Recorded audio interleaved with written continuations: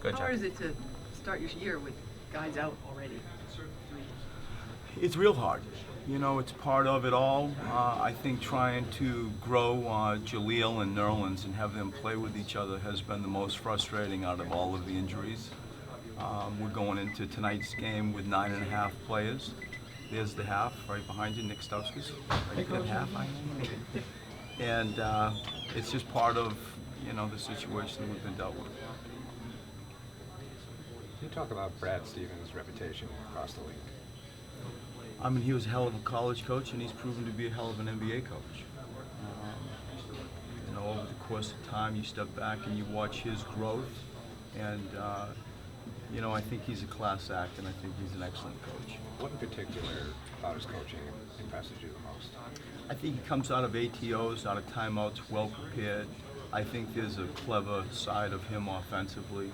I think that Danny Ainge has done a great job of loading up a roster that guards, and I think the partnership that those two have established is something that Boston should be proud of. Without even talking about their Brooklyn picks, you know, you step back, and I think that they've done an excellent job. What have you noticed from Jaleel the last couple of days, how he's handled this, getting ready for tonight's opportunity? I don't think he's been fazed by opening night. You look at his resume and the games that he has played in. He's played in a lot of big games.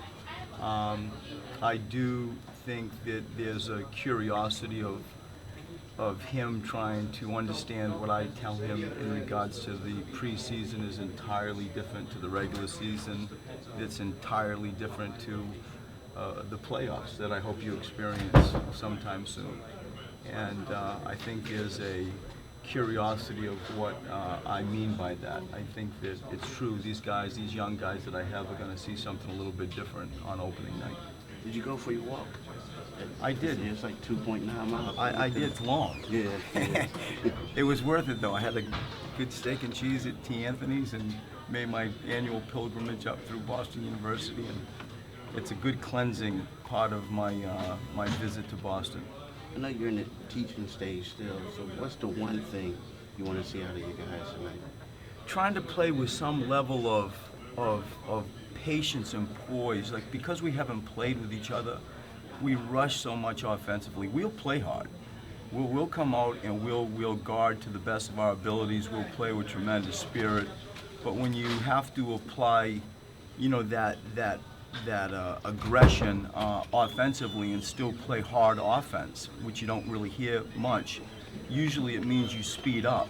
And I think that in Nerlens' mind and in Jaleel's mind, they have to just slow down. We couldn't score the last time we played them. They jumped our guards. You know, we're testing point guards, trying to take some two men and see if there's point guard in them. And we were exposed the last time that we played them. So I hope you'll see a level of poise offensively. Patience and pace are kind of direct opposites. How is that your main teaching point, or the hardest teaching point that you have right now with these guys? And I think that when we talk about it and teach about it, I unashamedly tell them, like, I want it all. We want to play with pace, but we have to learn how to drive our car. And so when you have a post player like Jaleel, there are times the game calls for he needs the ball. I can think of no worse way to coach for me personally than calling a play every time down the floor. I don't want to coach or play that way. And so for them to learn how you grow pace with poise, it's something that's going to be on them as much as it is me, you know, trying to coach them and slow things down. But it is a fine line, and it's going to be, you know, something I don't expect to be pretty quick at the start of this year. You mentioned the Celtics jumping you a little bit in the last preseason game. How many difficulties does that perimeter trio that they start pose? I think a lot. That's their DNA. You look at Avery Bradley, and you look at, you know, Marcus, and you look at KYRIE. I mean, those guys guard, and they jump you straight out of the gate. They set a tone, and that's their reputation in this league. That's what their NBA skill is, and now they're growing into becoming respectable shooters. And so that's a pretty good combination and a great way to start. Brett, with the point guards, what's impressed you with TJ McConnell? Just big heart. You know, I spent a long time with Dellavedova when I coached the Australian Olympic team, and you know, nobody thought Dellavedova was going to be an NBA player. And there are lots of similarities to me with TJ, where he just has an enormous heart and he plays with tremendous spirit. And for us, because we're uncovering point guards or trying to uncover point guards, you know, it's a really great opportunity for him, and I think for us, I think the timing is right. What about his communication? Like, it seems like pretty much every dead ball, he's like slapping girls in the butt, giving nice like a comment in his ear. How valuable is that?